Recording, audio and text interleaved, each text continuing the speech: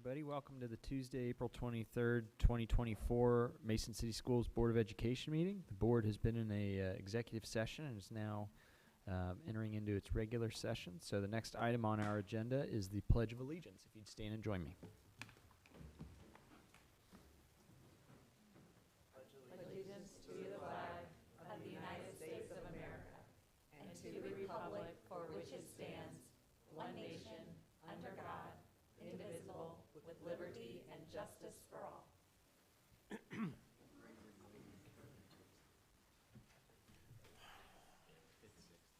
All right, next item on our agenda is our superintendent's presentations. Jonathan? Yes, 1 second. I'm just pulling up my agenda here. All right, tonight we have an exciting evening with 4 presentations that I think you will walk away just full of excitement of what's going on throughout the district. The first one is our monthly Mason Moment Wayfinding, and I'll just make one quick connection. The wayfinding that you'll be seeing tonight was also some of the work highlighted in our most recent district art show, and it is just amazing. And so I'll allow Tracy to give a little explanation, and then we'll get going on our wayfinding video for this month. So at Mason High School, the Fashion Club has become a beacon of hope and sustainability by ensuring every comet can shine at prom. The club organized donations of prom dresses, collaborating with local stores in the community, including a staggering $30,000 worth of dresses from Kosovo's. Their initiative not only addresses the affordability of prom attire, but also champions sustainability and positive self-image among students. As they twirl in their new dresses, students embrace a boost in confidence and joy, embodying the club's mission to foster a love for fashion while promoting inclusivity and self-expression. We're so excited and can't wait to see how these students use these dresses at prom, which is this Saturday.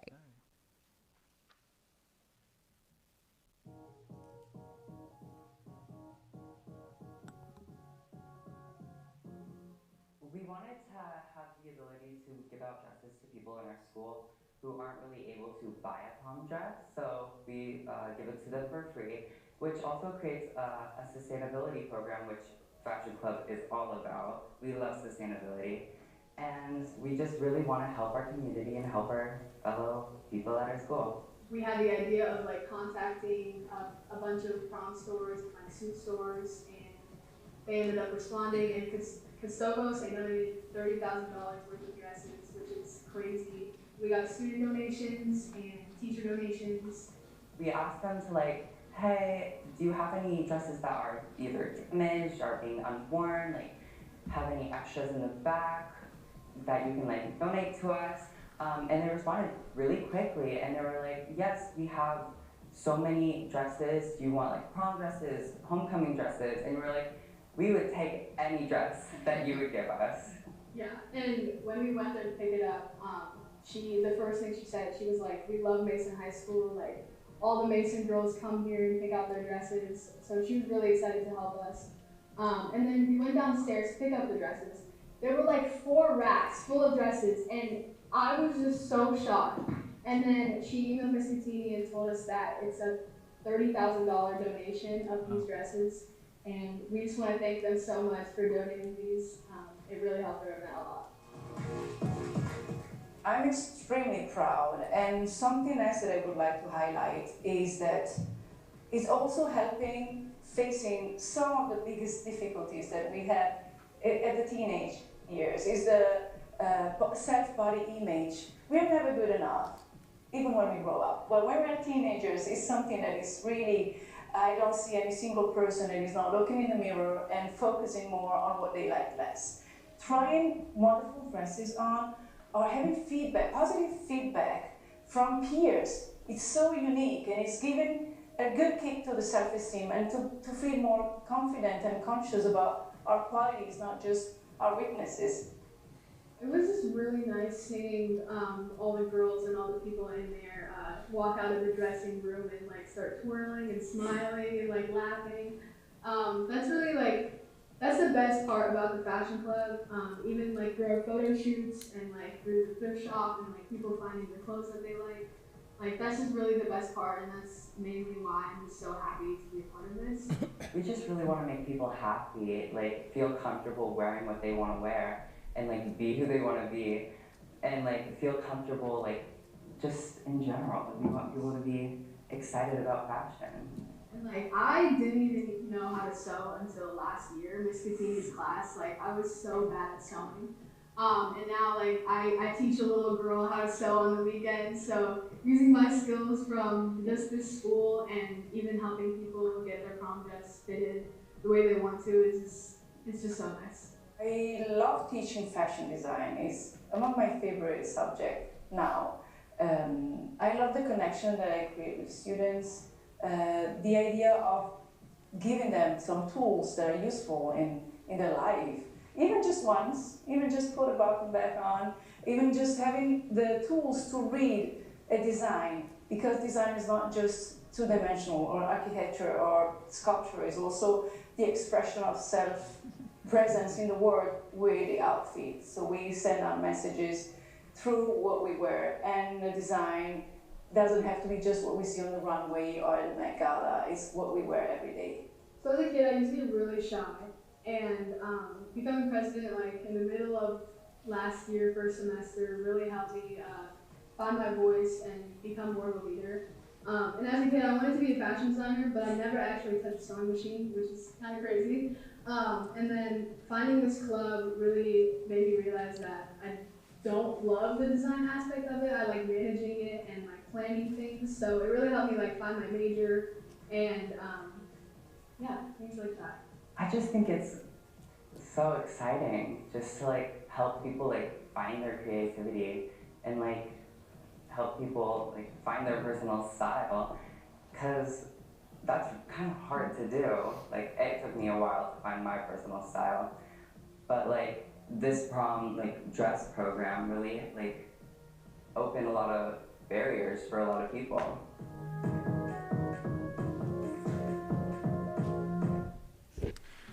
Thank you again, Tracy. Thank you to all of our students that were highlighted in this month's wayfinding video. And special thank you to Mrs. Catini, right? Catini. And she is a fabulous addition to our staff. She's one of our teachers that teaches design, and I've been in her class. I think all of us have been through her class at some point in time, and the engagement level in that class is just off the chart. In Ethiopia, was one of the students highlighted in here, also one of the students that was selected to be in the art show, and then also a student that's piece is now highlighted in the superintendent art collection up at central office that we've all seen now. So that's that piece. She's also going to be going to Ohio State with a full ride scholarship in business with a minor in fashion design. So even though she just learned how to do I think I heard that right. Like last year's the first time I sewed anything, and now she's a full ride scholar in this. So it's just neat to see how teachers create experiences. Those experiences allow our kids to dream. Our kids then take those dreams and put them forward. So it's just thank you again for another beautiful wayfinding moment. Now, moving on to our next exciting presentation this evening. We have the 2024 Ohio State champion chess team in the house tonight, so we want to welcome them. I don't know if, Coach, if you want to come to the podium or if you have someone that's coming to the podium to talk. We nominated our Board 1 player, Jason Way. So, Jason, come on down to the podium. And, Jason, we're excited. We're going to set up multiple chess boards for you to play all of us at one time. But I didn't want to accidentally beat you, and that would just be I'm kidding. I'm just joking. I know you would. Talk to us about what is it to be the chess champions. Tell us what goes into it, and then I'm sure the board will have some specific questions for you as well. Yeah. So there's just a lot of things that go into it. First of all, our whole team and the way we work together, whether it's in practices, going over games, helping each other out, giving each other suggestions all the time, or whether it's in competitions, always motivating each other, never letting each other feel too down after we lose a game, and really just helping each other out in every aspect of the experience is, I think, and just working together to improve our game together is just something that has helped us a lot. Well, thank you for being here. I'm going to turn it over to the board because I know they have usually a few questions to dig into the experience, so I'll turn it over to them. Anybody want to? Well, I just had a question. How do you practice? Like, what does that look like as a team? When you, to sharpen your skills, what do you do? Right. So practicing, I think, a lot of it happens at home as well. A lot of us have coaches, or we read books, use online resources, watch videos to really improve our game. When we meet in club meetings, we have lectures sometimes, and other times we'll just play each other, because really practice does make perfect. And being able to help our teammates with different strategies, like coaching each other, and in a more friendly environment, is really effective. So that when we go to the board, we can really showcase our skills in a more competitive environment. And it's just really working together, coaching each other and helping each other. When did you start playing chess? I started when I was 5 years old. Yeah, it's been a long time. Lifetime. So I see you are one of two. I got a three-part question. So you're one of two seniors. So talk to me about your leadership style and how you could help your underclassmen develop so that you guys could have a state champion chess team. And then I would love to know who your favorite grandmaster is and what is your go-to strategy to get yourself out of a jam. Yeah. So Don't give away any secrets. That's fair. That's fair. Good point. Good point. Good point. regarding leadership, we've over the last, I think, 3 to 4 years. I've been on the team all 4 years. We've started transitioning to more to more meetings. Honestly, we started off with a team that usually met maybe twice before league games and not much more than that. But now we've started meeting more regularly and going over different, like preparing for tournaments, working together to prepare for our opponents as well. Against Sycamore, we met like the night before, like the 5 of us who were going to play, and prepared openings against Sycamore, and really just work together. In our club meetings, I also try to give lectures and about topics that are not only good for our technical improvement, but also practical improvement, because chess is really a practical game as well. Second question was Favorite grandmaster. favorite grandmaster. Bobby Fischer. Okay. Yeah, 1972 world champion. Really brought chess really into the game, into the U.S. back into the U.S. because Soviet Union, especially in the early in the mid 1970s, was really the powerhouse of chess. But Bobby Fischer reignited the game of chess in the U.S. and I think that's really inspiring. And Go-to strategy. Go-to You strategy. don't have to give away too much. Favorite opening, I guess. Favorite opening, Queen's Gambit. Just Queen's like that TV Gambit. show. Yeah. It's very positional, but that's the way I like to approach the game. Can you take us through what is the state championship? So what is it? Tell us how it happened. Like what the day of? What does the competition look like? What other teams are there? Right. What's that experience like? So the state championship was a 3-day event. 3-day event, in which a bunch of teams from Ohio. Our main competitors were Sycamore and Solon, and it's essentially you can bring as many players as you want, but it's the sum of the first 4, the sum of the highest 4 scorers on each team that counts. So it's like an individual tournament in that everybody plays. Anybody can play anybody, but it's just the sum of the top 4 scorers on the team. Actually, on our team, Abi, I think, scored the highest out of all 4 of us. But the sum of our 4 scores was higher than Solon's. Solon was second, maybe. And it was just really nice winning the Ohio State Championship, which we did not play in last year, correct? Yeah, we didn't play as a team last year, so it was really nice going back there and showing Ohio that we are proud Comets. Was the result in hand, or did it come down to the wire? Did it come down to one match, or I think we anything were like 1.5 that? points ahead.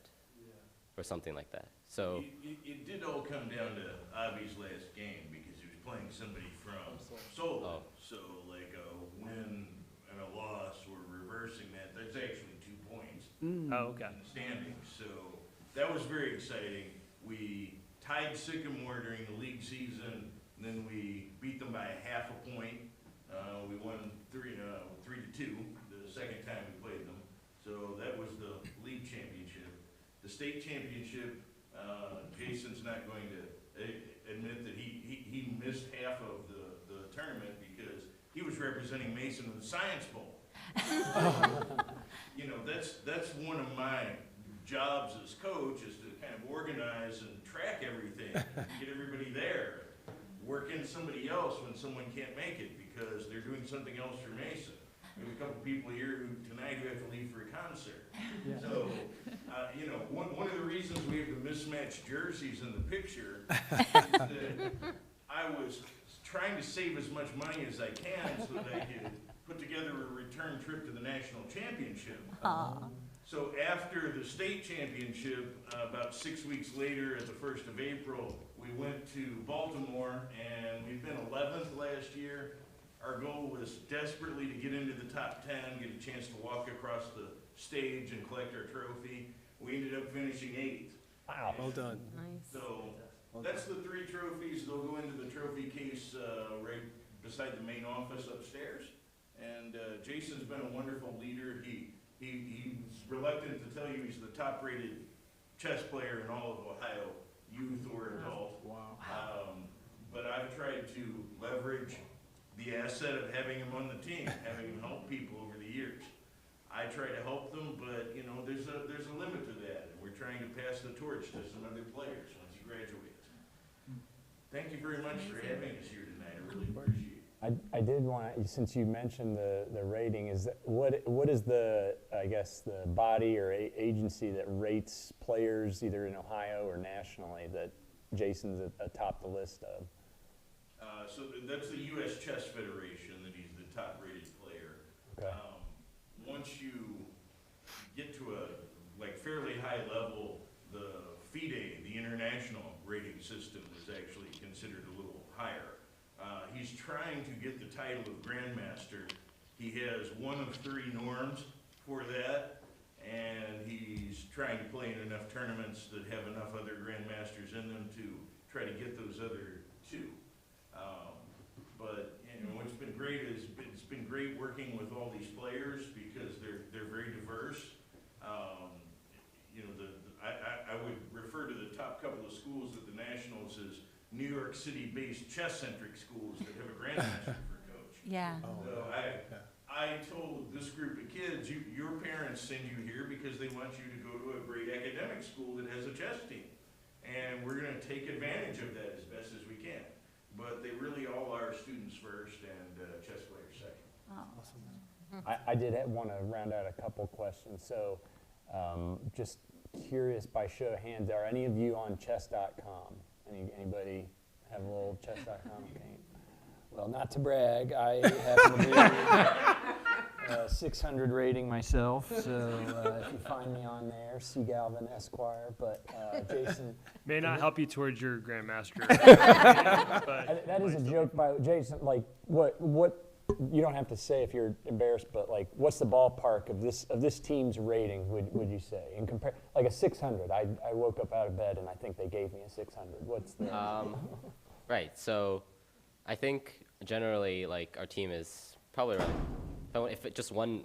Anywhere, the range, you don't have to say like probably between 1,500 and 2,800. That's incredible. Somewhere like that. Incredible. I thought your 600 was good. I get a lot of wins when people abandon the game. And can you describe what is the format like? Am I coming in, if you're competing in this competition, is it like 10 minutes aside? How does the game rules and format work? Yeah, so we play a variant, just regular chess, classical chess, which implies about 4-hour game. So each side gets approximately to start the game 90 minutes, and every move you get an additional 30 seconds. We call it 30-second increment. So it's a really like, it's a marathon. It's not the type of chess you see on YouTube all the time with the fast mouse moving. It's really think and just spend up to 30 minutes a move trying to figure out some sort of strategic plan to improve your position. Very cool. Well, thank you very much for sharing, and we're very proud of you all and excited to have you here tonight. So congratulations again on your state championship. Thank you. We're going to have you come down here for shaking hands and a picture, if that's okay. And Coach, I know you coach chess, but also... I'm the boys varsity golf. Yes, so come on down. If someone could grab the trophies right here.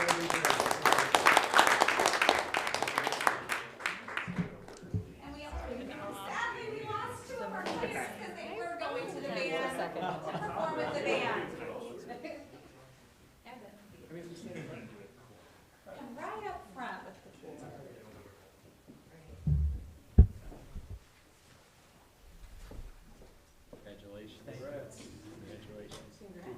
Congratulations. Oh, feel free to come down. You got it. Can I get closer, get a picture? Congratulations. Thank you for having us. Yeah, we appreciate it. Yep, you're welcome. Congratulations. There you go. Congratulations. Thank you. All right, now we're gonna ask, I'm gonna ask students, come, like, let's line up right here. We're gonna have the board kind of line up beside you. Yeah, there you go. You're gonna Sure, who's in or out? And then Desiree, you come right over here. Yeah. Let's go, have you come? There we go, and then, actually, just like, there we go. All right, and then, You need the trophies in the picture? Or you put these right here. In the front? yeah. Great. There. Right.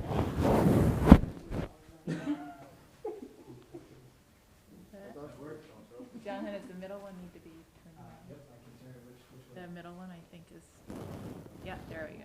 There you go, yeah.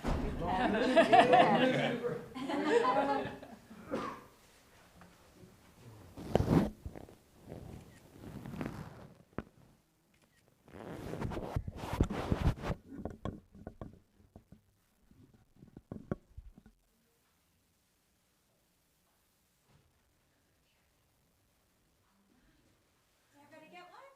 Congratulations. Congratulations.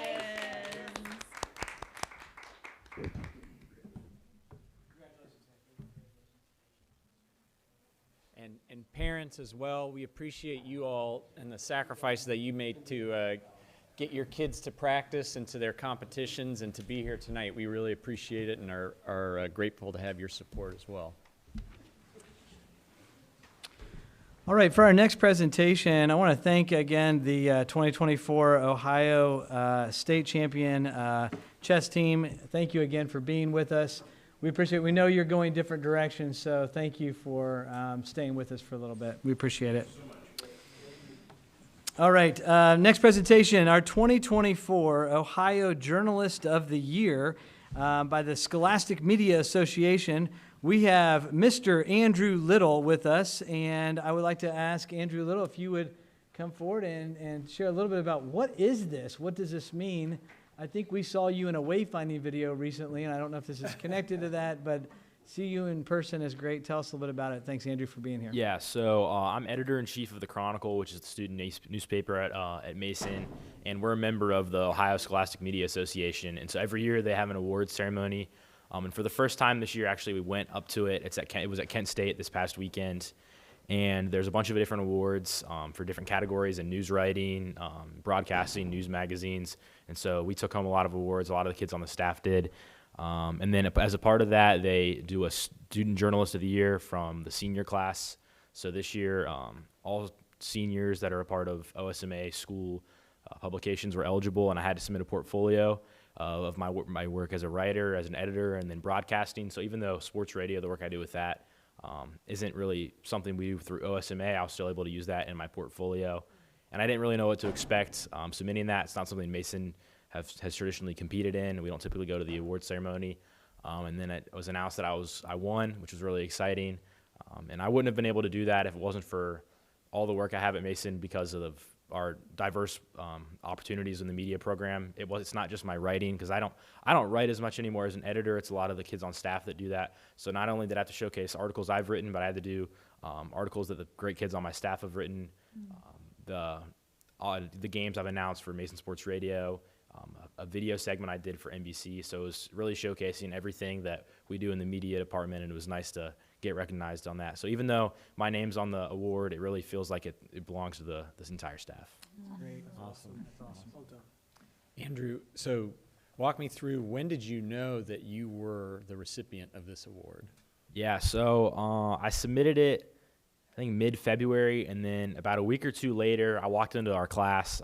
Actually, one of the kids in my class is going to be editor-in-chief next year. Took me out. He wanted to meet and talk about things for next year, and I found out they were stalling for time so they could get that poster up there. And my parents and my siblings were in there, Mr. Dodd, Mr. Distel, and some of the administrators, and they announced it to one. So I think my parents and Mr. Connor had known for a couple days, and they were keeping it from me so they could make it a big surprise.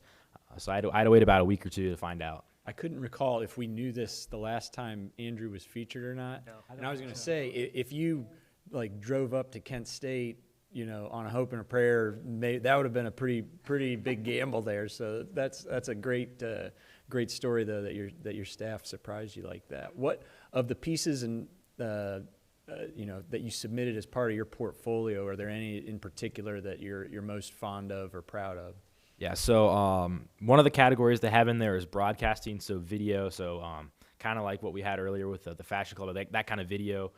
And I don't typically do news anchoring or anything for NBC, our broadcast class, but I did do one segment about a sports trivia. We brought together some athletes from the varsity teams and asked them a bunch of trivia questions, and I was like the host of that. And so that was my only thing in that category was that video. And so when I got my feedback back like 2 days ago, they complimented my on-camera presence, which I was not expecting. So that was kind of nice to see, since I typically write. I got one thing in that category, and I think that probably helps me win. That's great.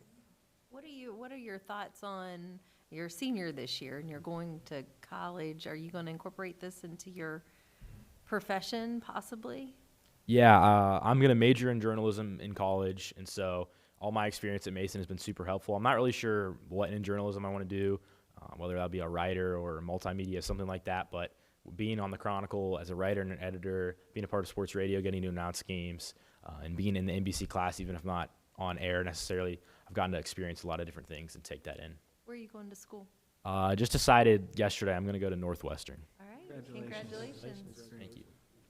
We're breaking news. Yeah. Yes. That's right. Hot off the press. Well, Andrew, I was going to make a comment about, now you're on the hot seat. We just saw a video from you last time, but I don't think you have a problem being on the hot seat, hence the Student Journalist of the Year. I don't have a question. I just wanted to thank you for the bar that you and your brother and your fellow journalists here at Mason High School set for fellow students. I mean, you guys have, but it's particularly you and your brother with your broadcasting, especially in the last couple of years, you've set the bar really high and shown a lot of other students and younger students, like I commented my twin boys, the things that are possible to do outside of the classroom or in addition to the classroom or in the classroom, just a different kind of classroom. So I just want to thank you for that and just say how impressed we are and grateful for that example that you set. But I do have one question I just thought of. So you learned that you wanted to be a journalist, and you learned a lot of technical skills for journalism that you'll apply to your college career and beyond. But what's the thing that you think you'll take away from your experience here in Mason the most as a student journalist? I think, first off, I really appreciate that. I think it's mostly just the collaboration. When I came in as a freshman, I didn't really know anything. And had some upperclassmen in sports radio that took me under my wing.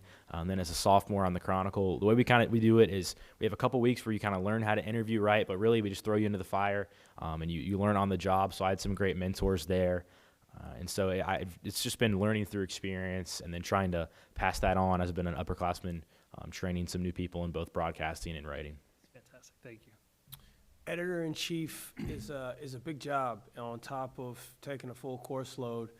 Talk to us a little bit about just what the Chronicle means to you, and then how you go about sort of selecting the stories and making sure that student voice is heard through this wonderful newspaper that you guys produce.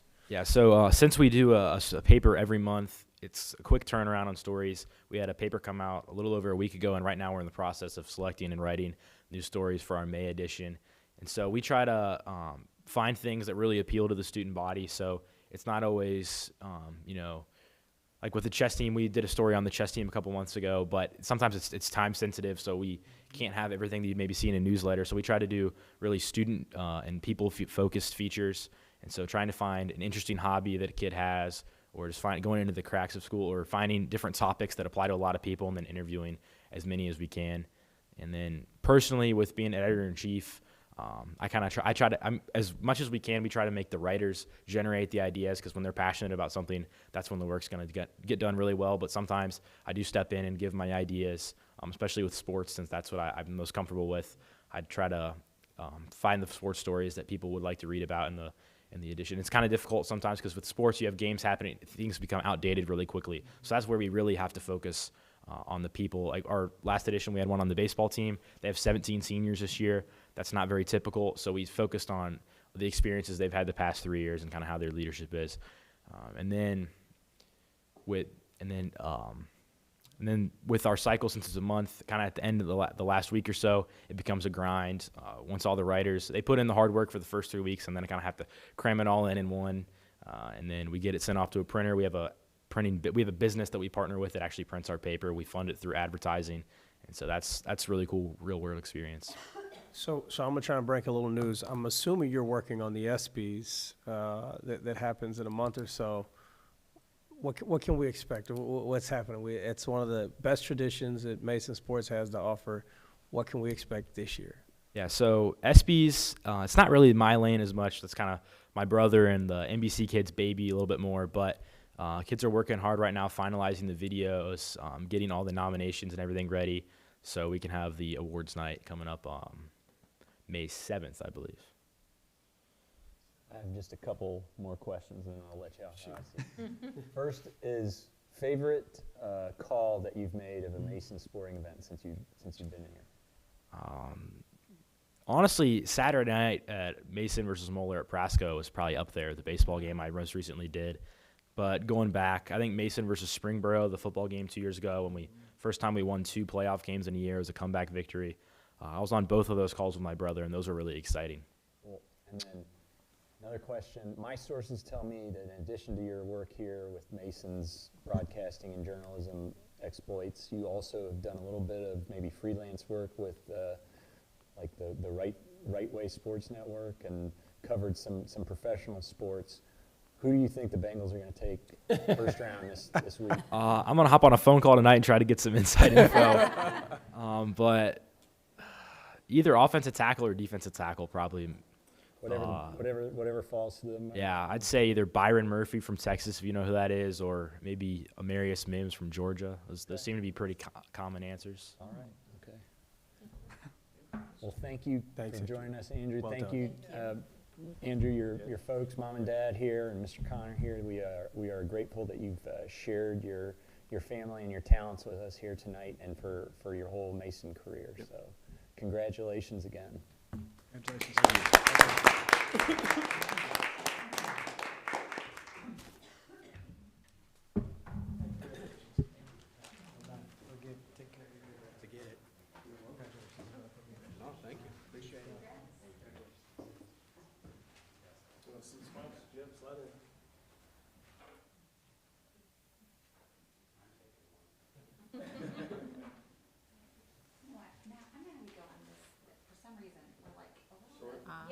Or just take a step over. There you go. Maybe Desiree and Charles switch. Yeah. There we go. And then kind of say, there we go.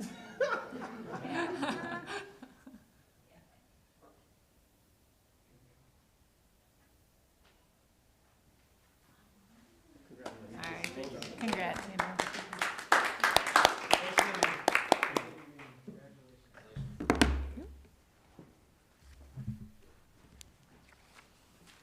Well, thank you again for being here, little family. I appreciate. I see your brother here made it in as well, sister, parents, and Again, another example, Mr. Connor, thank you. I know you create so many, the space for kids to continue to grow. I don't know all of your secret ingredients to building just a pipeline of leaders, but I've seen kids go on from here to be journalist leaders at IU just recently with Ben, right? And we appreciate that. I know you create those experiences for people, so thank you. Thank you so much. All right. Our final presentation tonight, superintendent presentation, is another gift that we are excited to bring forward today. And I'm going to turn it over to, I'll turn it over to you all, and you can tell us a little bit about what it is. And then we're hopefully going to hear a sample of this wonderful gift as well. So I'll get out of the way and let you take over. Thanks. Thank you. I did prepare some comments just so I can make sure that I illustrate how special Christy is. And then the highlight will be not my words as much as getting to hear her actually perform, which will be wonderful. I'm thrilled to be here this evening to recognize one of our incredible Mason Orchestra seniors, Christy Kim. I've been so fortunate to have the opportunity to be Christy's high school orchestra teacher, and words cannot express how incredibly proud I am of her and how excited we all are for her future. You may have heard about some of Christy's recent accomplishments as one of the very best high school violinists, not only in our region or in the state, but in the nation, as these accomplishments have been celebrated in media releases, on national radio, and even on the news. Christy began playing the violin when she was 6 years old, and over the past 12 years, she has spent countless hours practicing, honing, and perfecting her skills to become the phenomenal musician that she is today. In a few minutes, you will get the opportunity to hear her play a segment from the first movement of the Brahms Violin Concerto in D major. And you will not only notice her advanced technique, but her incredible musicianship and passion for making music, which exudes every time she plays. Her list of accomplishments is expansive, and honestly, there's no way I can come close to listing them, but here are a couple highlights. In addition to being the concertmaster, which is the first chair violinist and leader of the orchestra for the Mason Honors Symphony Orchestra and Mason Honors Chamber Orchestra, she is also the concertmaster for the Cincinnati Symphony Youth Orchestra and has been for the past 2 years. The CSYO is the most competitive youth orchestra in our region, and she's been a member her entire high school career. She also won the Cincinnati Symphony Youth Orchestra Concerto Competition this year and was featured as a soloist in a joint concert with the Cincinnati Symphony and the Cincinnati Symphony Youth Orchestra at Music Hall in March. And some people have been to the orchestra performances recently and noticed there's a bio and picture of her in all the CSO and Cincinnati Pops programs here at this season. She also has been selected as one of the 4 finalists for the past 3 years for the Overture Awards, which is incredible. And she won this year as the instrumentalist in the category for instrumentalist for Overture Awards. For the OMEA All-State Orchestra, she has made that orchestra every year she has auditioned, and not only made the orchestra, but was selected as concertmaster every single year for the past 3 years. So, which is the best students in the state. She also won the 2023 Sejong Music Competition and also won the prize for the best interpretation of a Korean-themed piece. She also won the 2023 Matinee Musicale Memorial Scholarship Competition. And she was featured on the radio program from NPR From the Top this past February, which selects the most talented students from across the country. And for that segment, she also performed a Korean piece, or piece influenced by Korean folk song called Jindo Arirang by Teddy Niedermeyer. She also has been selected to perform this summer with the National Youth Orchestra of the United States of America. This orchestra is the most competitive and elite youth ensemble in the entire United States. Students are selected to participate in a multi-week training residency with leading professional orchestral musicians and then embark on an international tour as musical ambassadors. This year, the NYO will be led by world-renowned conductor Marin Alsop and will tour South America. While all of these accomplishments are incredibly outstanding, what truly sets Christy apart is her humble and gracious nature and her passion for playing music not only for others, but with others. Throughout high school, Christy actively sought as many opportunities as she could to perform with her friends in as many ways as possible outside of orchestra, especially in small chamber groups. Her peers are excited and eager to collaborate with her because they know they will become better musicians through that experience. She truly loves to share music with others and actively seeks meaningful experiences and is committed to using her musical gifts to make a positive impact on our community. She inspires her peers to do the same. We have been so blessed to have Christy's musical leadership in our Mason Orchestra program. As you may have guessed, with all this incredible talent, Christy is pursuing a career in music performance. She auditioned at the most elite music conservatories in the country. She was awarded admittance to New England Conservatory, Cleveland Institute of Music, Northwestern's Beaton School of Music, Juilliard, and the Colburn Conservatory in Los Angeles. Ultimately, she chose Colburn Conservatory, which is one of the most prestigious and selective music conservatories in the world, and she has received a full scholarship to attend that conservatory. Christy, your Mason Orchestra family and the entire Mason City Schools community celebrates you and all of your amazing accomplishments. We are so very proud of you and wish you all the best as you continue on this next chapter.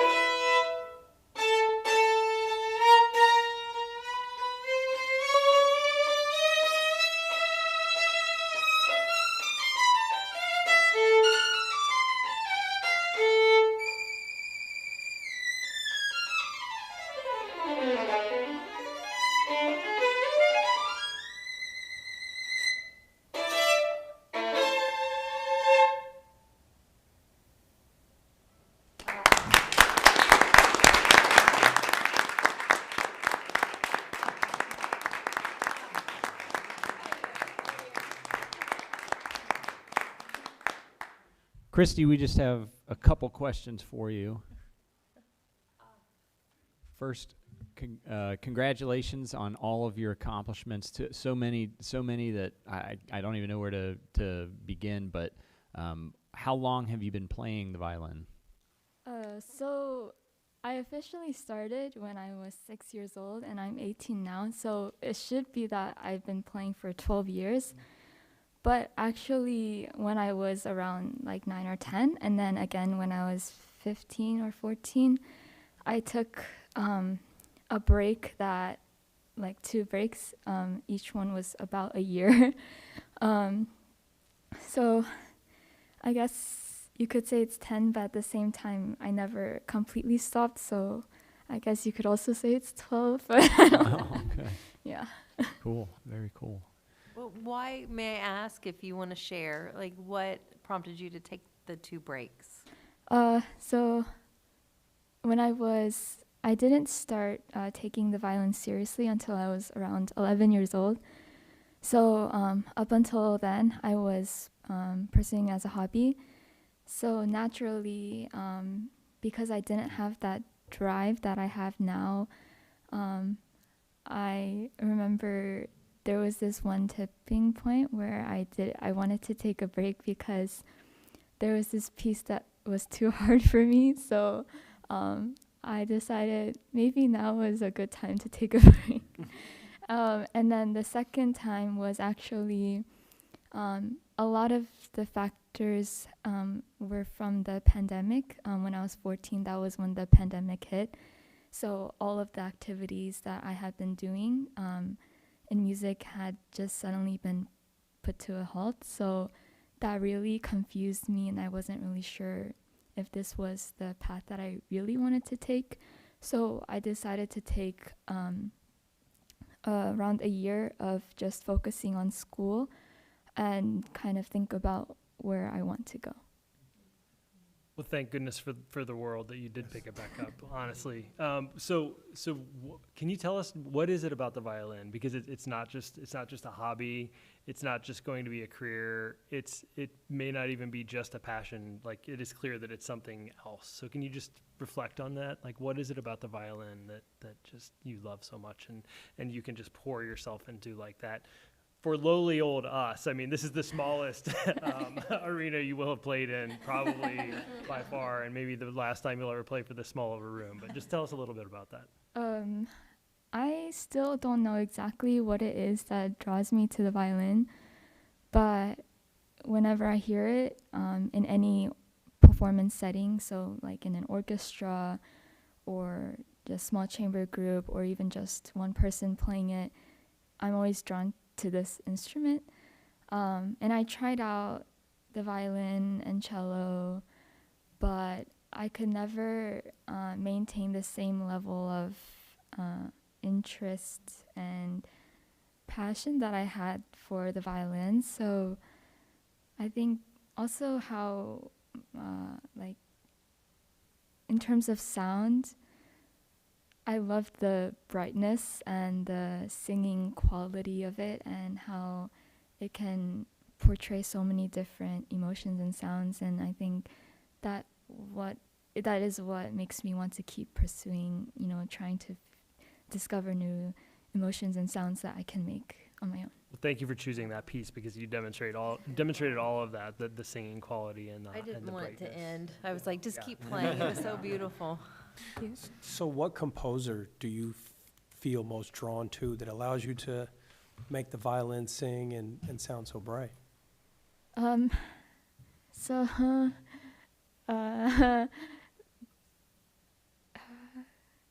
don't have to pick just one. Yeah, you don't. So it almost differs every day, but I think what always kind of brings me back to like the foundation of what I love are the composers that are known for kind of building the basics of music in a way, sort of, which are Mozart and Beethoven.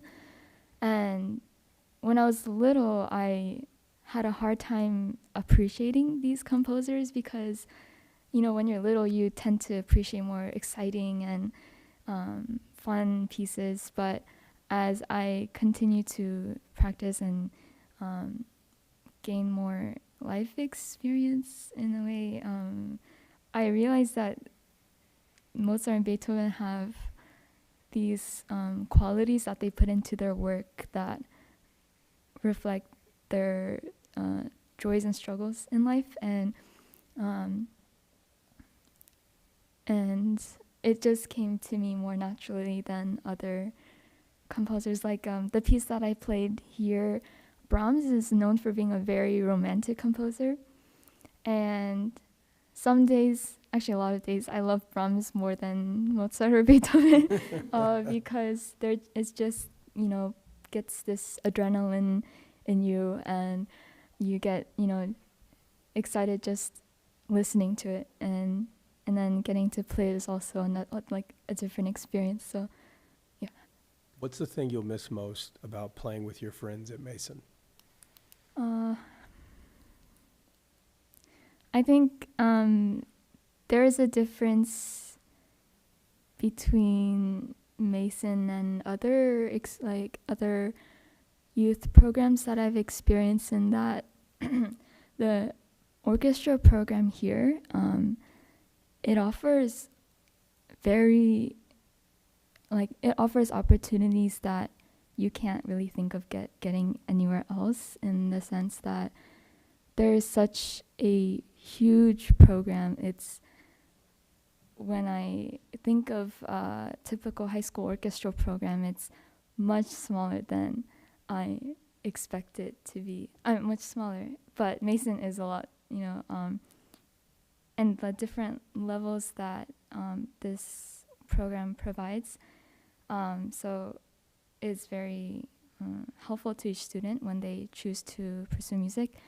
And here, the students are very open to music in like a very curious and passionate way.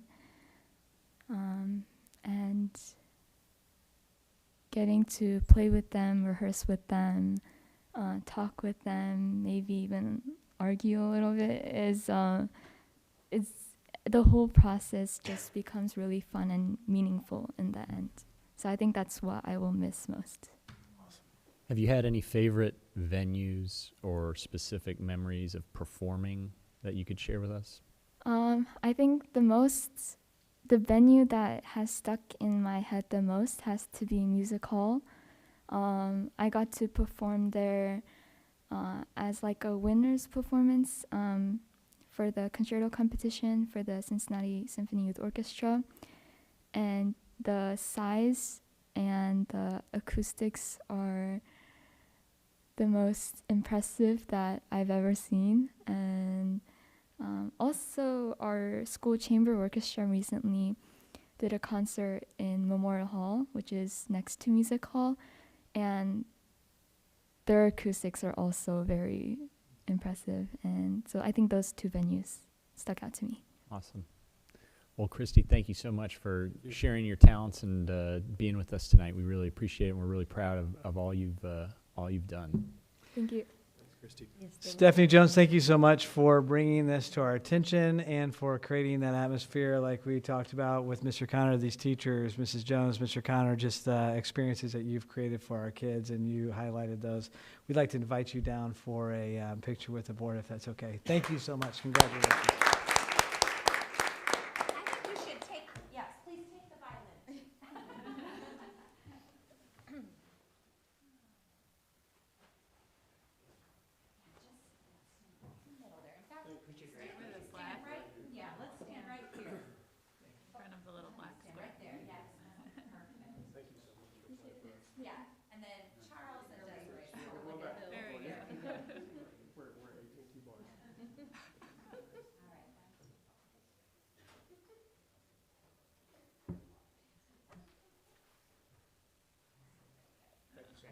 Congratulations.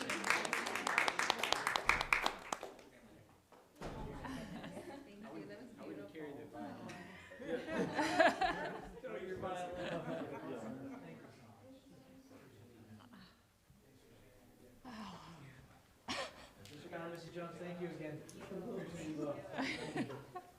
Your chest. No, No.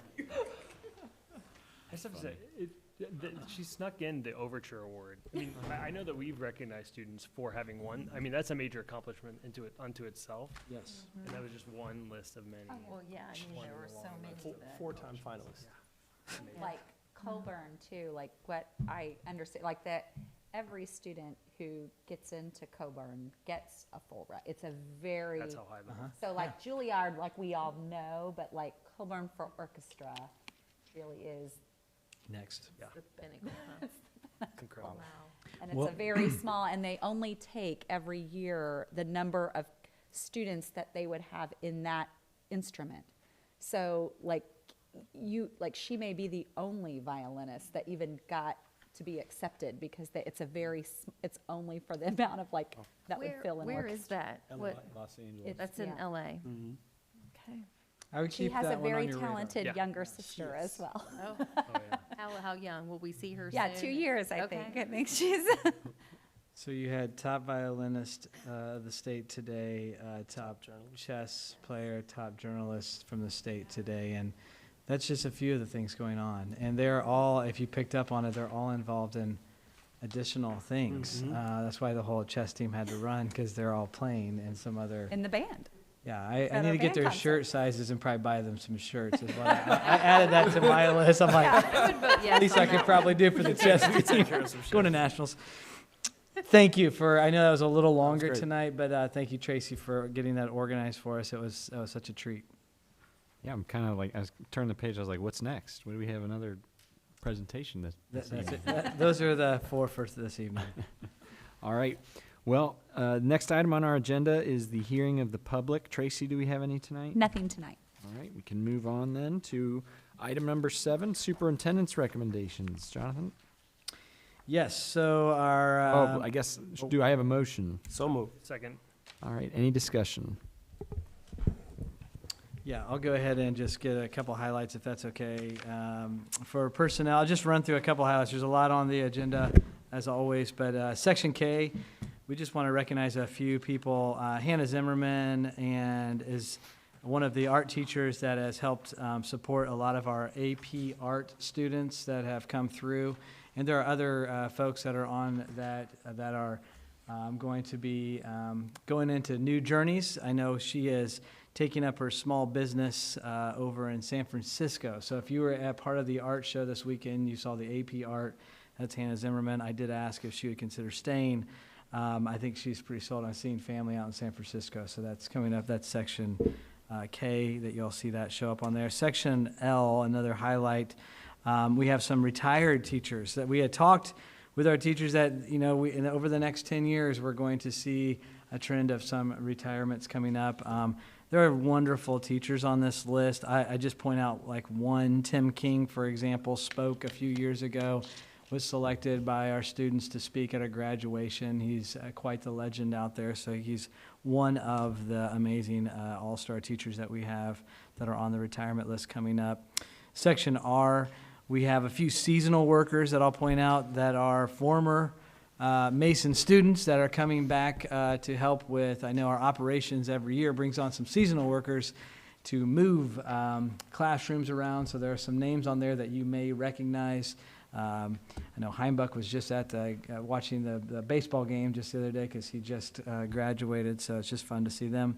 Section AF in the agenda, there's some support resources that supported the Mamma Mia show that happened this last weekend. That was just an outstanding. We're still singing Mamma Mia scenes in our house because our whole family was there. It was unbelievable. And again, just thank you to the staff that made that possible and the parents and students that came together. What a fabulous show. I think there's a lot more on the agenda, but those are just a few connections I wanted to highlight for everybody. And then please take a second to look, and if anybody has any questions, let me know. I'm happy to speak to those. All right, thank you, Jonathan. Any other discussion? All right, Sean, please call the roll. Mr. Galvin? Yes. Mr. Orr? Yes. Mrs. Batchy? Yes. Mr. Steele? Yes. Ora?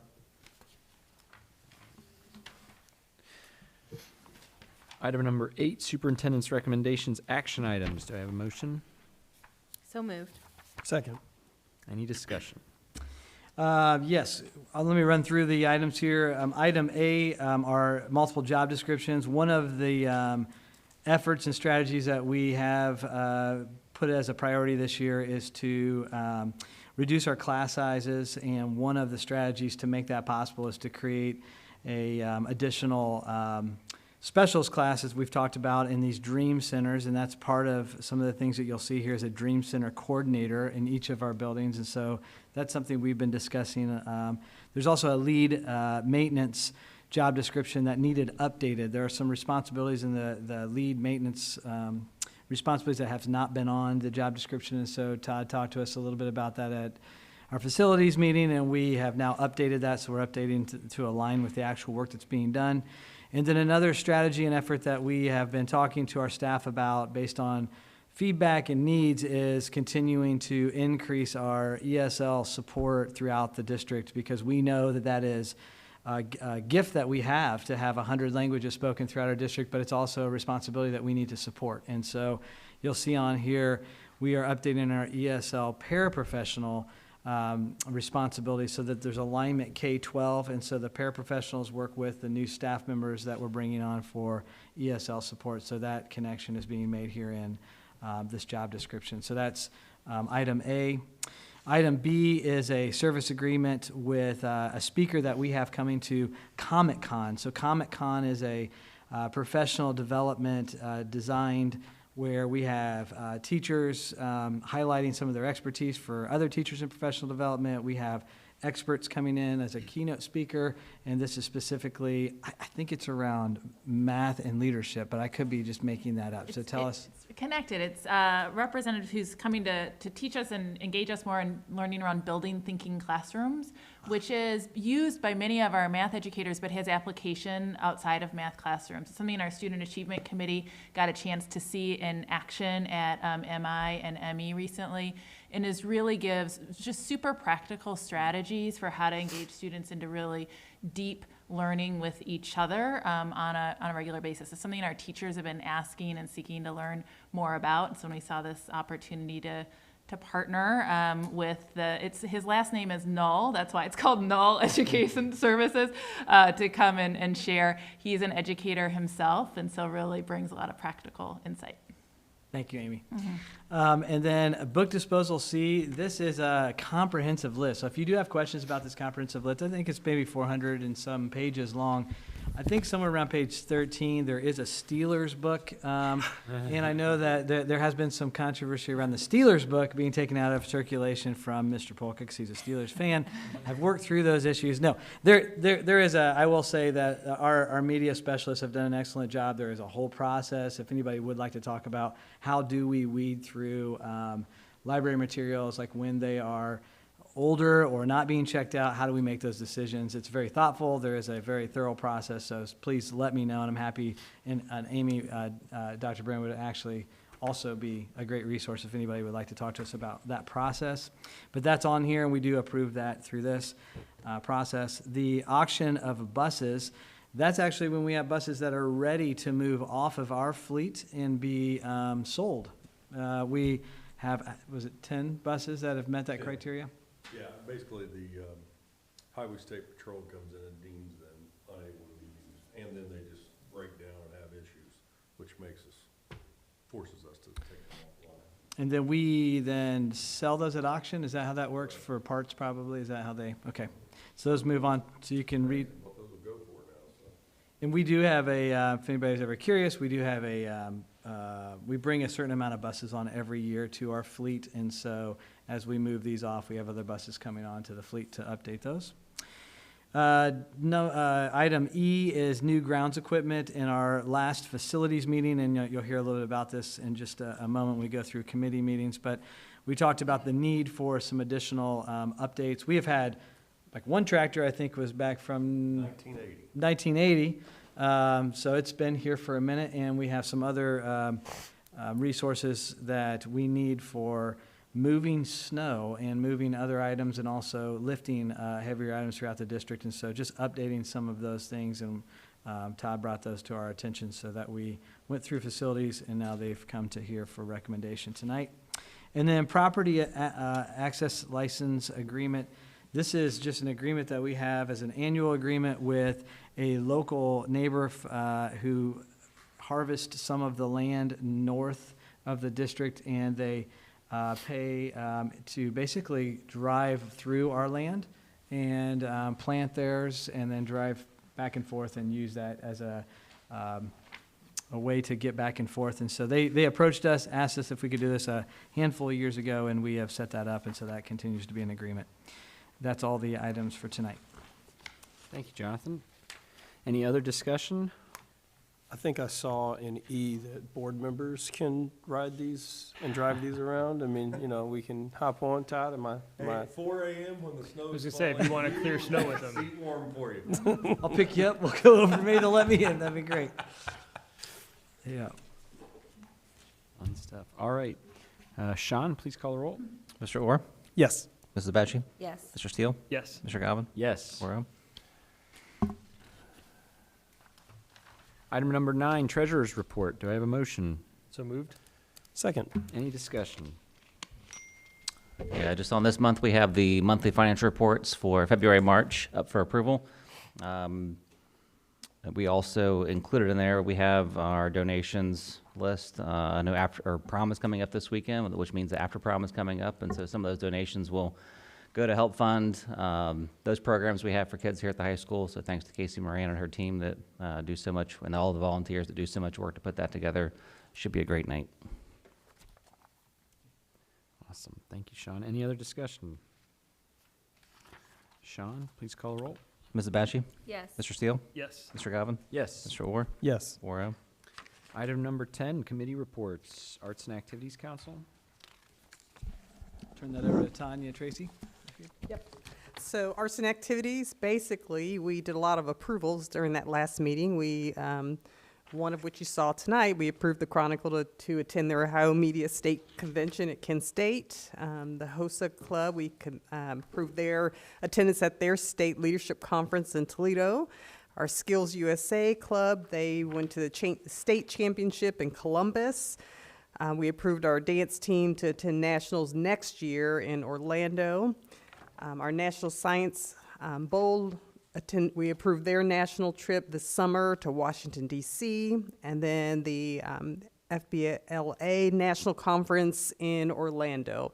In addition to that, we approved the Mason Middle School drama production, and I don't know if that's been released yet, so I will hold that. We will not, because they're doing, based on our recommendation, actually, which is super nice. They're doing a show reveal to all of the middle school kids who are part of Mean Girls. So that will be lots of fun for them. Very good.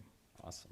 And then I was just going to say one thing on the National Science Bowl, their nationals trip. This is just keep on our radar, how that they earned this based on their first place at regionals, but their earning it allowed the U.S. Department of Energy is covering all their costs. So their flights, their lodging, their entry ticket, their first place gave them all expenses covered by. So I thought that was really awesome for those kids and their families. That is very awesome. I like how they kept the same energy. Yeah. That's good stuff. That's good stuff. All right. Well, thank you, Tanya and Tracy. Facilities Committee? Yes, we discussed our project updates. Things are going well. Today we learned at the Baltimore port where the bridge will sit, that is where all of our whiteboards are and possibly some of our gypsum board. Really? So we're hoping that gets ironed out quickly. At the end of the day, it's a great way to end the day. Also, the high school dream center's coming along. Honestly, that is going to be a super cool environment for kids. I'm really looking forward to seeing that finished. It's huge inside of there. So far the upgrades they've made, you walk in there and you're in awe of what's going to take place in there. The equipment we discussed, it was actually two pieces, one from 1998 and one from 1980. And then we had a small Bobcat that we hardly use. And I'm like, well, if it's just going to sit there, what's it worth? And miraculously enough, almost $35,000. So we were able to use that to put on the two pieces of equipment that we will actually use.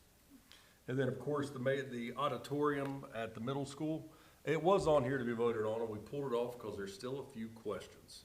And we want to make sure the functionality of that will suit our renters' needs, our staff's needs, and our students' needs. So I don't like to bring anything until I get the green light from Katie, who fully understands how all this equipment works. So that should be ready for the next meeting. Awesome. Thank you, Todd. Mason Schools Foundation? At our last meeting, we approved a kind of mid-cycle grant that had come in as really a peak moment for the senior class who was writing legacy letters to our class of 2030, our sixth graders. And so we approved a grant for that to happen. Really excited about that. And then that is an exciting, for this class of 2024, we're starting their thoughts for senior year, and so those families can actually give and really set a legacy gift in honor of their own child and well wishes for the class. We'd love to see them get on our Mason Schools Foundation monument, just like the class of 2023 did. That was a really exciting tradition that began, and so things are underway to begin to make that happen. And really, grants, we're now heavy in grant season. We have a new grant process this year. We unveiled a new website and then also sort of a new Glide app that really is making from our back end great for teachers to apply, and then for us and our team. There's about 15 of us on the grant committee, so board members, but also other community members who have been part of, who have a desire to help make teachers' dreams to go above and beyond come true. And our meetings actually begin this week. We had a really robust number of great grants to look at, so we're really excited about that. And I know Teacher Above and Beyond nominations have also closed, and I think we had 85 nominations from members of the community nominating. Sometimes the same, certain teachers getting nominated multiple times, but it just shows what wonderful educators we have, and we know we'll look forward to doing the hard work of trying to choose 5 teachers for that, as well as our Beacon of Inclusive Excellence winner. Awesome. Thank you, Tracy. Also wanted to thank, I don't know if you guys heard, we had an eclipse. Yeah. A couple weeks That's ago. right. I didn't, and the only reason I know that is because the Mason Schools Foundation graciously bought eclipse glasses for the entire district and families, so really allowed the community to see that together safely. So thank you to the Mason Schools Foundation for providing that and helping with that experience. Awesome. All right, Student Achievement Committee. Yeah, we met March 14th, feels like a while ago now, just the way our March meeting lined up, and had the opportunity to meet at MECC in one of the new classrooms that was finished this school year. So major shout out to Mr. Petrie and crew for getting that all done and on time. It was really great to be able to meet there in a space, first of all, that there was space to meet, and to be able to experience that new classroom and the new classroom smell that also accompanies it for right now. That won't last. And so we took advantage of being there, and so had an opportunity to visit the new Dream Center at MEC and see that in action, and the attached STEAM classrooms. And learned about Carly Powell, one of our learning experience designers there, shared work that, really important work that the team has been doing in kindergarten and first grade, piloting a program called Heggerty, which is designed to build students' phonemic awareness skills, so understanding letter sounds, and to actually see that in practice in some classrooms. And I know many of us were just really mesmerized by the level of engagement that we were seeing from students, and Carly Powell showed just really promising data about that impact too on their skills. And so teachers have been very favorable about it after testing it, and we're looking towards expanding that to all classrooms for next year. And then we covered the spectrum. So then we spent some time really looking at, we had a lot in our agenda, looking at sort of what happens when they're leaving us. So, from kindergarten, first grade to post high school, looking at some data from what's called the National Student Clearinghouse, which links high school graduates to their post-secondary plans. And what we see there is probably not a surprise, but that, by and large, the vast majority of our students are choosing to and are actually enrolling in 2 and 4 year institutions after graduating here. Last year's class, it was 84%. We saw a little dip during COVID, which actually was true nationally, and we're getting closer to those pre-pandemic levels, which is usually in the 85 to 87% range. They also, it's really amazing, this tracking system that they have, they can track also persistence. So I think that data also really shows the great work our educators are doing to prepare students for that experience. We have a persistence rate of 94%, which is above national averages. So we're seeing once students get there, they have the skills and they're equipped to be able to stay and persist. So some great just digging into that data and getting insights from the committee about what is this telling us and what questions are being raised as we're on our as we're doing our planning for our Journey to 2030 work. And then Associate Principal Tina Drake gave some updates on courses, high school course offerings.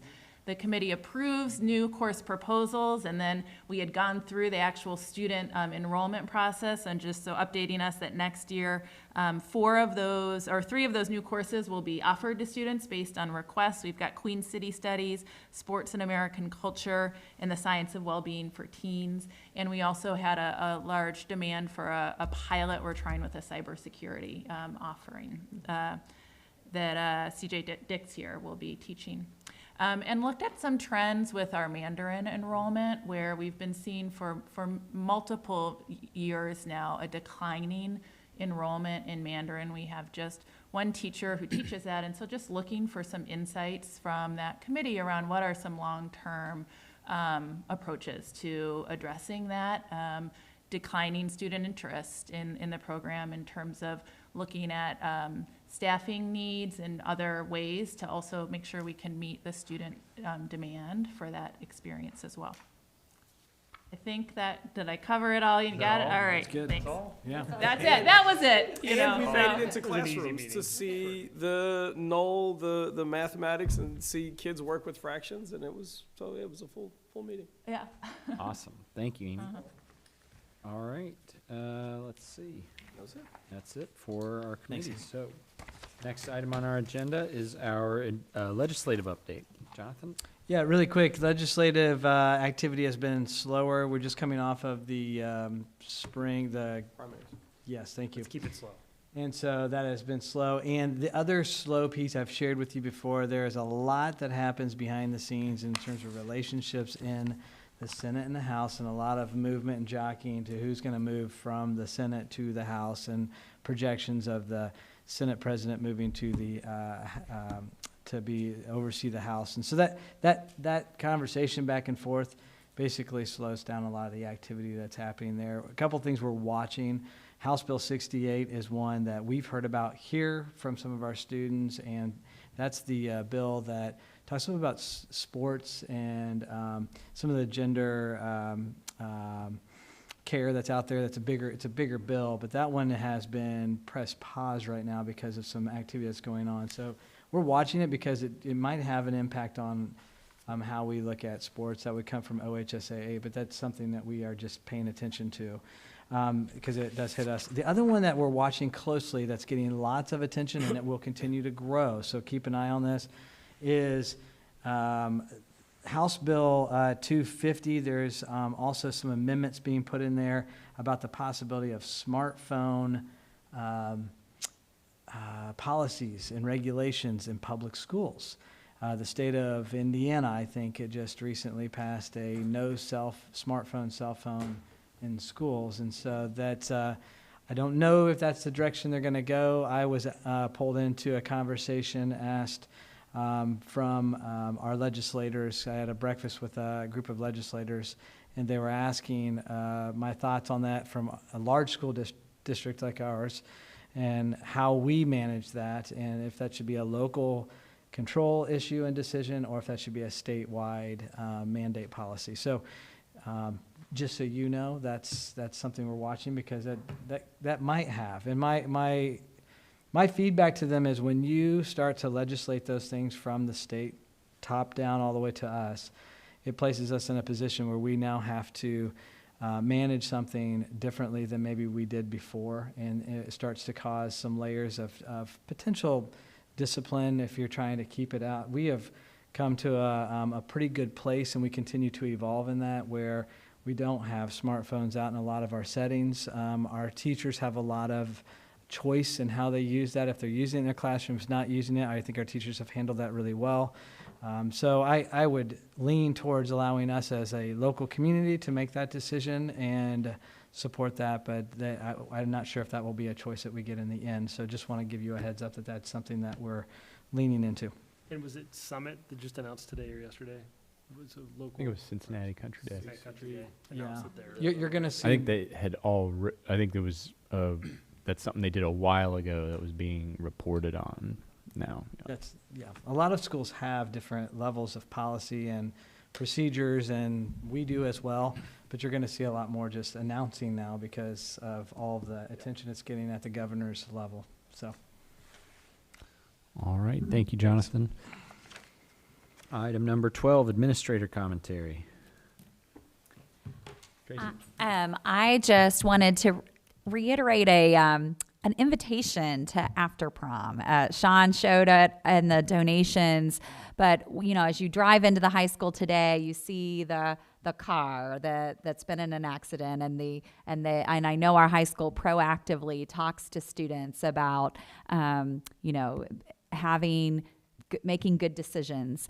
And I think it's a long-running tradition with a lot of people. So we know like Casey Moran, but before Casey, there were the Beth Wilsons, and before Beth Wilsons, there were Michelle Fishleys, and before Michelle Fishley, there's been a long-running tradition in this community of people coming together and saying we want to really design an incredible experience for our students that keeps them safe, but is cool enough that they actually want to come. And that has been after prom. And so if you've not been, if you don't have kids in the high school, I just can't tell you enough. It would be really cool for you to go and see it. They have a community preview on Saturday. Saturday is prom from 6 to 7:30. Go check it out. And if you haven't, and if you still are, then next year sign up to chaperone. And because it's really great if it's not just high school parents who are there, but truthfully, elementary parents, MECC parents, this is a cool thing to kind of start to lean into the tradition, think about where your kids will be, spend a little time, watching the hypnotist and doing some things with the kids. But it is a great community event. So go out, check out the community preview. I know they could still use volunteers. So if you're willing right now, you don't have late night Saturday night plans, volunteer. Go watch the Coopers run the dodgeball tournament. Michelle and Jonathan will be on point to do that with the lacrosse boosters. And it really is the whole community coming together to give our kids an incredible Mason moment that keeps them safe. I'm on strict orders not to volunteer, just saying. Sometimes if you have a high school student, it's hard to volunteer. So having those others step up is good. Thank you, Tracy. Amy?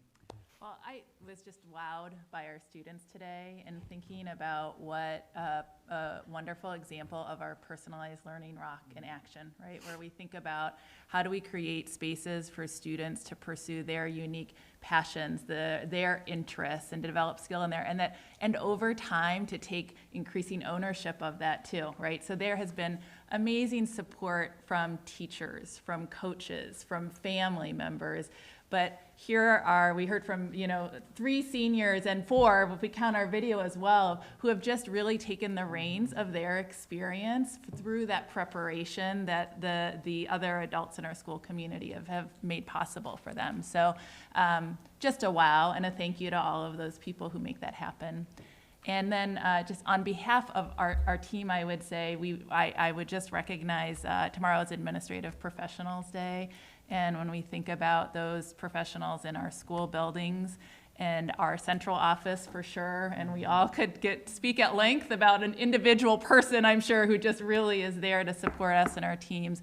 We're so grateful for the truly excellent administrative professionals that we have here in Mason. Thank you, Amy. Tanya? Thank you, Tanya. I want to echo Amy's sentiments, and nothing else for me tonight. Thanks, Christine. I too would like to echo Amy's comments. It's amazing what our kids do, and the violinist, unbelievable. And we'll see her somewhere else one of these days as a absolute professional. Thanks, Todd. Only other thing I have was just to congratulate the students and also to thank the coaches and staff and volunteers and families. I know they put a lot of time into that as well, so congratulations to everybody involved.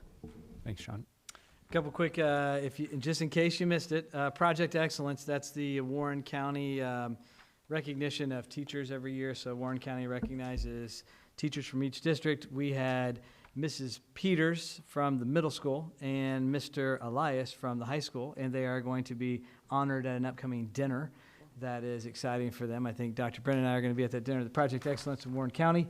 And then Celebrate Excellence is a Hamilton County recognition for a teacher, and Liz Mills was selected as a Celebrate Excellence Teacher of the Year, and she'll be recognized at a breakfast down at Hamilton County ESC. So we will be celebrating them.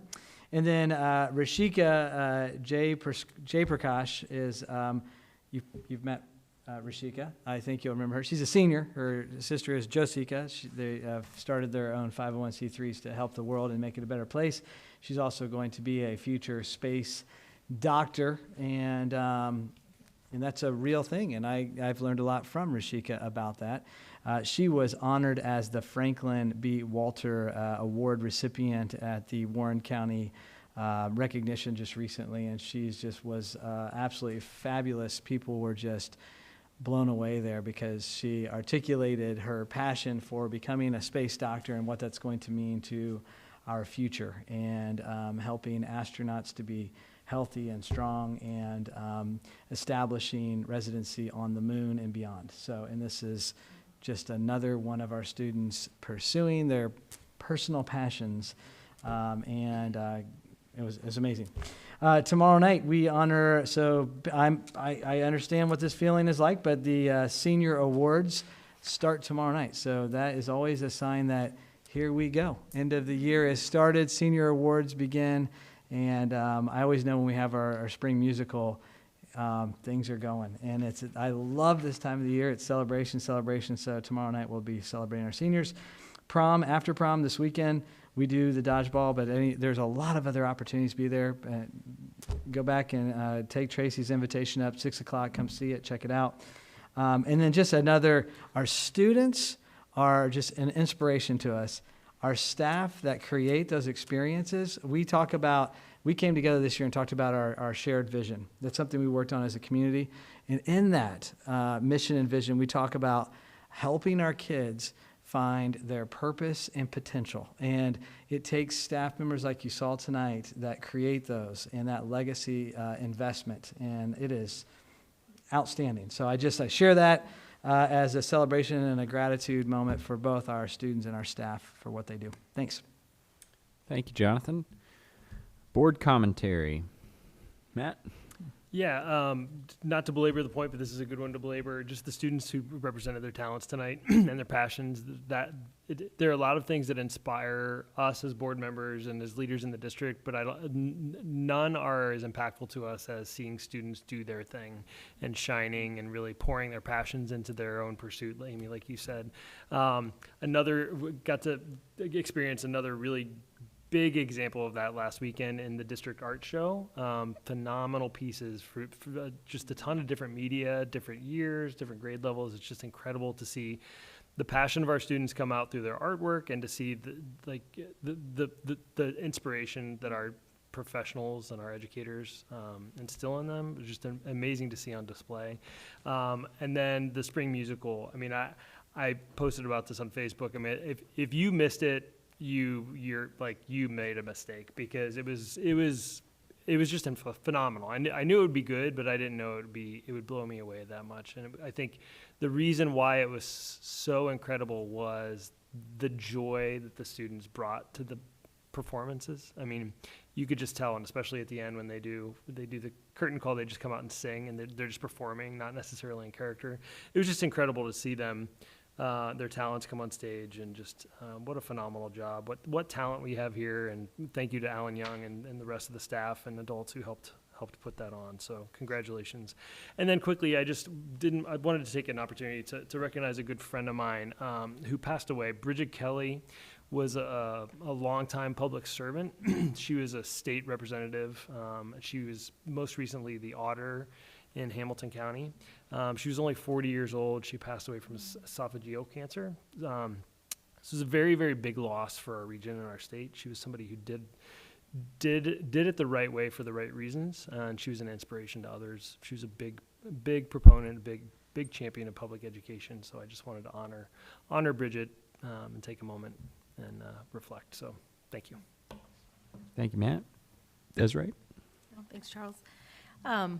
Yeah, not to belabor, as Matt said, but I think this evening is just an example of we could hold board meetings just to highlight our student talents, and that's all we do. And I know we haven't even scratched the surface of what our students can do, but I think what impresses me the most is for them to be able to pursue it, there has to be a space.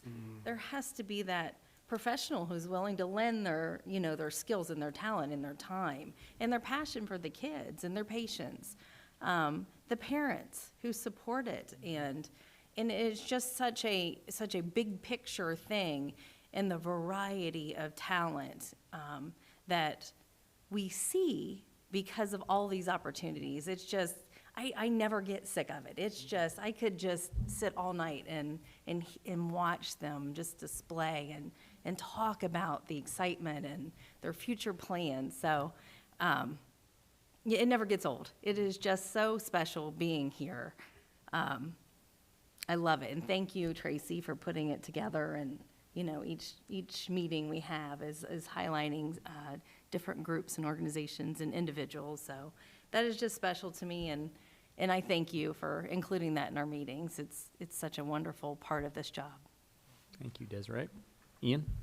Yeah, I mean, I think we cannot overstate that investment that we all make of time, first and foremost, to give space to the students to blossom. I mean, forgive me the cheesy spring metaphor, but you see the seeds that get sown over the course of each individual life and over their time in this district, and to just be able to see a fraction of it. I mean, concert master, grand master, top journalist, and there's a space for each one of them in this school. Fashion club, thank you to Kotsovas for the generous donation of $30,000 worth of prom dresses. That is amazing, to give those children the opportunity to say, like, I just learned to sew. I realized that I don't want to actually design fashion, but I would want to manage that space. That ability to actualize, to do that in a public high school, so that the next step in your life isn't one of necessarily discovery, but of purpose. And you will continue to discover who and what you are and where you want to go in your life once you leave this place, but you've already started that journey. And so, I'm just grateful that we live in a community that sees the value in investing in people. And that's what we do on this board, is we just want to make sure that we, going forward, have the opportunity to continue to make those investments by managing, the finances, helping to manage the finances. Obviously, Sean does a fantastic job of this district well, because, there's a kid that's the class of 2038 that could be another grandmaster or another concert master, but we want to make sure that we can continue to make those investments. So glad that we can. We haven't had a meeting, I think, since the girls' basketball season ended. Want to wish Rob Matula all the best in retirement and thank him for his investment in those young people's lives, coach both boys and girls. It's just another one of those people who sow seeds, and we've seen some of those grow here. We've been the benefit of it. Be safe this weekend at prom. Please be safe. you've got your whole life ahead of you. Have fun with your friends, but please be safe. And I think that's it. Oh, we've had the opportunity to celebrate many faith traditions over the past month or so. And tonight, first night of Passover? Second night of Passover. So to all those that are celebrating, I wish you a blessed Passover. Thank you, Ian. Yep. I will say I think my fellow board members have said everything eloquently and as well as I could hope to say, so I won't belabor the points made. I'll just wish our fellow board member Connie Yingling a swift and speedy recovery. I know she's feeling under the weather and wishes she could be here tonight. And just to put a fine point on, Christy Kim sharing her journey with the violin and the breaks that she told. You don't always hear that about different students who become so proficient in whatever their craft is, whether it is an instrument or a sport or a extracurricular activity. And I would have loved to have spent more time with her.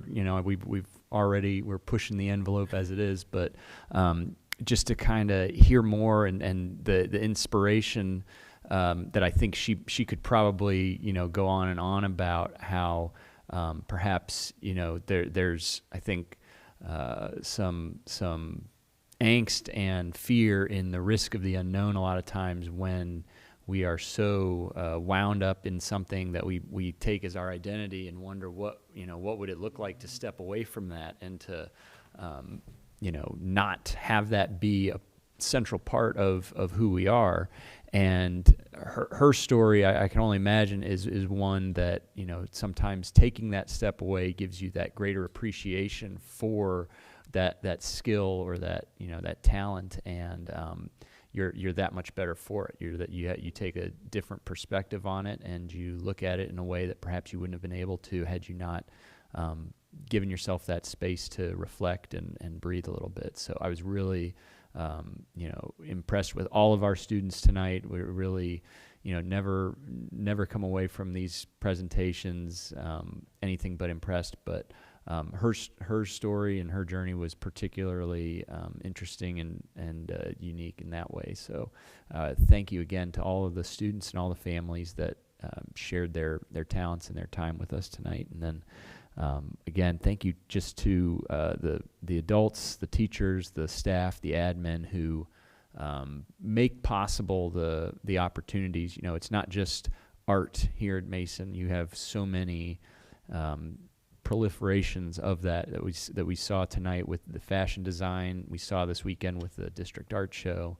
It's not just music. You have the symphony orchestra, you have the band, you have choral groups, you have all different expressions of those things. And it's not just, journalism. It's not just a school paper. You have the broadcasting, you have the editing, the writing components on screen. It's so funny to think about the nuance in those interests and just the ability to explore those in depth. And at such a high level here is something that I don't take for granted, and something that I'm grateful that we as a district have the infrastructure and support to make those possible.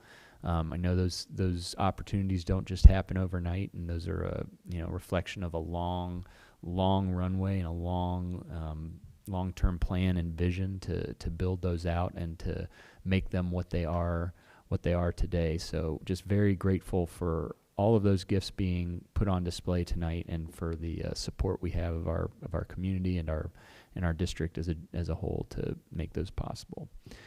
So with that, move to the last item on our agenda, adjournment. Do I have a motion? So moved. Second. All in favor? Yes. Thank you, everybody. Thanks.